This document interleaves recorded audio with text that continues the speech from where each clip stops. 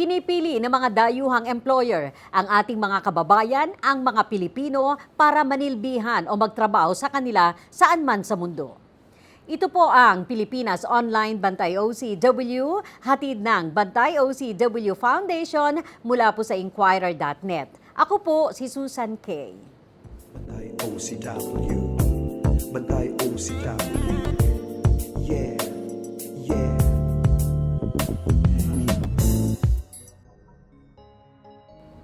Hindi lang mga dayuhang employer ang nagnanais na makasama ang ating mga kababayan. Interesado rin maging ang mga dayuhang filmmakers upang alamin ang kwento ng ating mga OFW saan man sa mundo.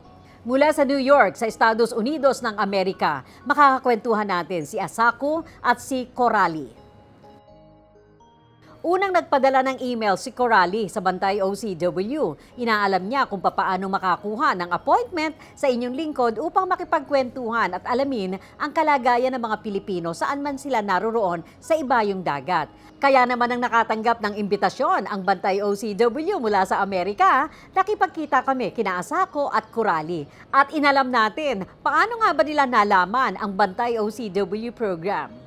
I found the show probably 5 years ago now, more than 5 years, maybe 6 years ago now. BBC documentary podcast. Oh, virtual mothering, what is this? And it was your virtual mothering episode, and it really stuck with me. And I listened to it very casually, and then I started my master's program, and I was trying to figure out what I wanted to do for a dissertation. And the podcast you did on virtual mothering, I said, I think there's something here. I'm really interested in this. And then that's how I found the show, and it inspired me to write my own thesis on virtual mothering. Ayun naman pala, napakinggan ni Coralie ang podcast na Virtual Mothering ng British Broadcasting World Service. Naanyayahan tayo ng BBC na maging host ng palatuntunang ito nang i-feature po nila ang ating mga kababayan na nagtatrabaho sa ibayong dagat, lalo na sa United Kingdom, pati na ang kanilang mga kamag-anak dito sa bansa. That podcast? Yeah, it was the launching point, and then you find scholarship, you find authors, you find academics who have written had written about this before. And then I ended up interviewing Filipino workers in the UK who were domestic workers, and they were doing the virtual mothering. So it was a very full circle moment.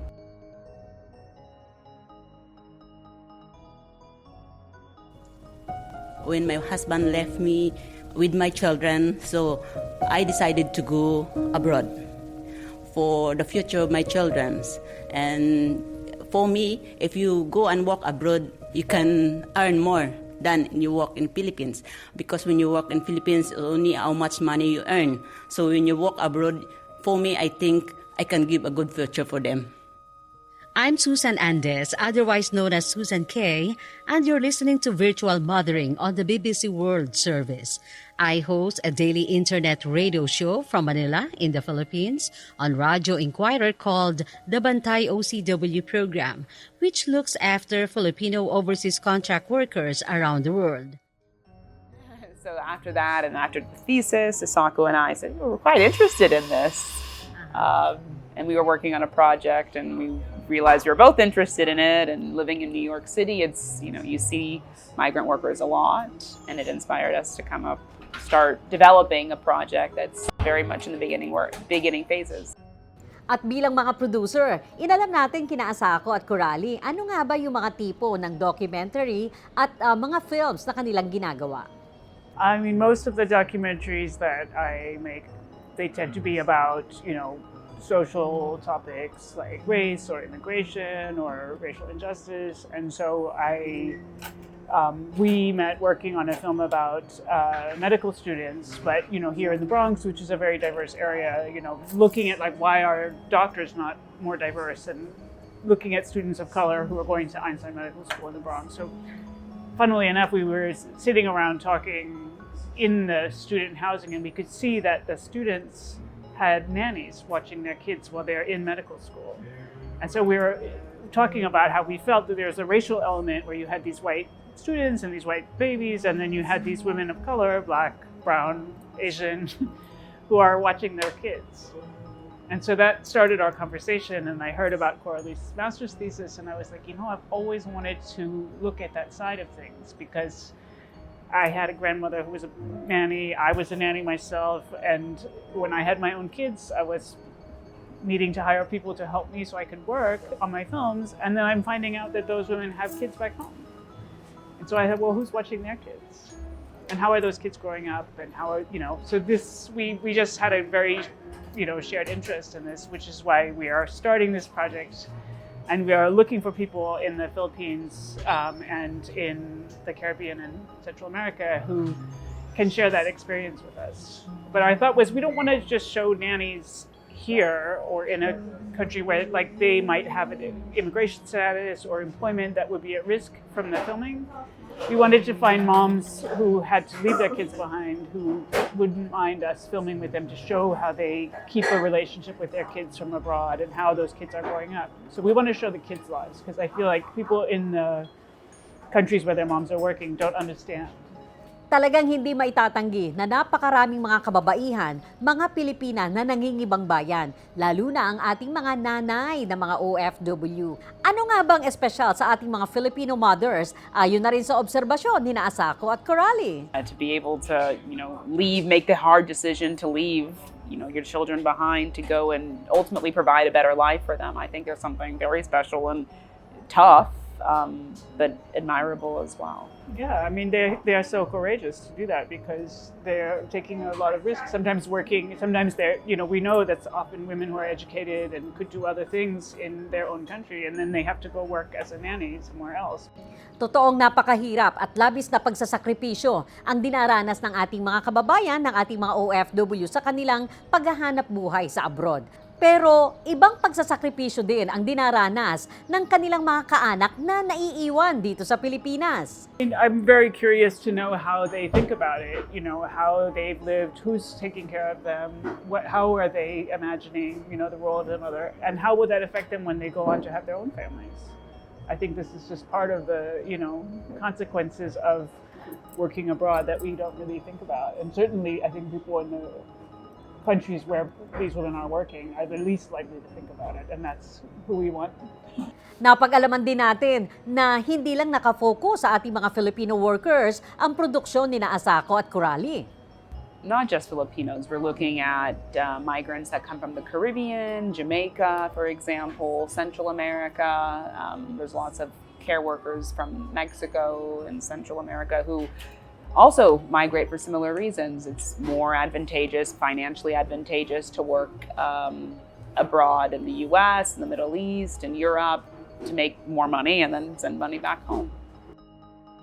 At papaano nila pinipili ang mga bansang pinanggagalingan ng mga manggagawang ito?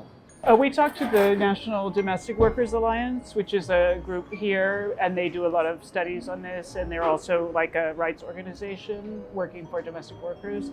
And so we talked about where were the most of these kinds of cases of people leaving their families back home, and that's what they told us. So we were looking at, they sort of work with international groups as well. So they've been very helpful to us so far, and we'll keep working with them. But we're also looking to meet organizations like that, rights organizations for domestic workers in these other countries. Ano nga ba ang mensahe na nais ipahiwatig din Asako at Coralie sa paglalabas ng ganitong klase ng mga documentary o mga films na kanilang ginagawa mula po sa New York sa Amerika?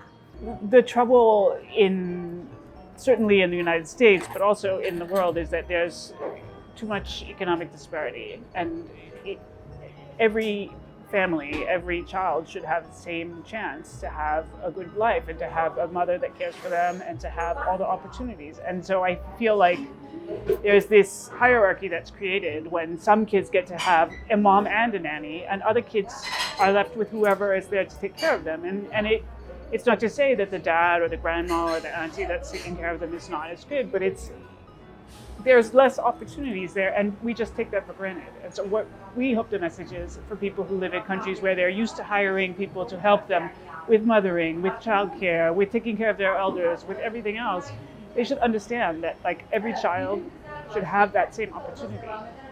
It shouldn't be just some kids get everything.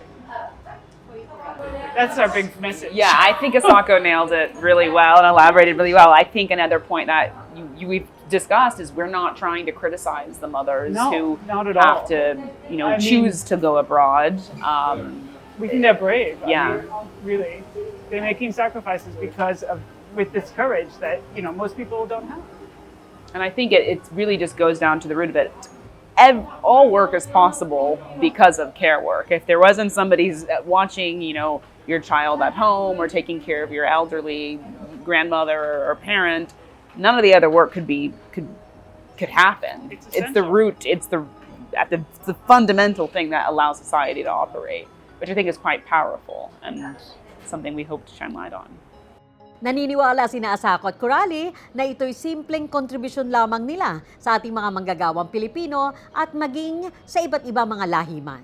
I think it's that we want people to think about this. And I think it's very easy for people who live in affluent countries to take for granted that everyone is there to serve them, but then they want to block out. Like here we have in the US, we have a lot of controversy around immigration and say that, we should build a wall or we shouldn't let these people in. When in fact, recognizing the humanity of people on all sides of this question of immigration is something we should all be doing. We should be thinking about it. It doesn't mean there's a prescription or a solution, but we want people to see the humanity of people on both sides. Yeah, I don't think we can fix an economic system that's been put in place for decades and decades. But that's why we're filmmakers, is we want people to think about things, about things critically. You're just trying to provoke people to think about it and to understand that, the humanity of others, which is so easy to ignore when they're not in front of you. So these are the stories that we want to show. Kasabay ng kwentuhang ito, may pelikula pa na nais i-promote sina Asako at Coralie. We have a new film coming out that we both worked on together. It's called The Calling, and it's about diverse medical students in the Bronx. And it's opening at the DC Docs Festival in June, and hopefully doing a festival right after that. Hopefully. And similar to this story, is we follow the lives of 8 different medical students. So it's, different portraits of people's lives. And similarly with the domestic workers' children story, we're trying to follow the lives of a set of children from all over the world. Maraming salamat, Asako at Coralie, ang aming masayang pakikipagkwentuhan ng inyong bantay OCW mula po sa New York sa Amerika. At syempre, dahil po sa podcast ng British Broadcasting World Service, kung saan tayo po ang nagsilbing host ng kanilang virtual mothering na episode, at doon ay nailahad ang mga kwento ng ating mga kababaihan, ng ating mga nanay na naglilingkod sa iba't ibang mga tahanan sa ibayong dagat. Ang kanilang pagsasakripisyo at maging ang pagsasakripisyo ng kanilang mga mahal sa buhay sa Pilipinas. So we would love to speak to people from the audience who know stories like this, who either have had to leave their children to be raised in the Philippines when they had to go work abroad, or people who had to grow up with their mom working abroad. These are the stories that we're looking for, and we would welcome inquiries from anybody who has stories that they want to share. Yeah, reach out to Susan. We'd love to hear from you. We'd love to hear your stories, get to meet you. We're really excited. I grew up on the other side of it as well. I grew up with a nanny who also left her son behind, who's the exact same age as me.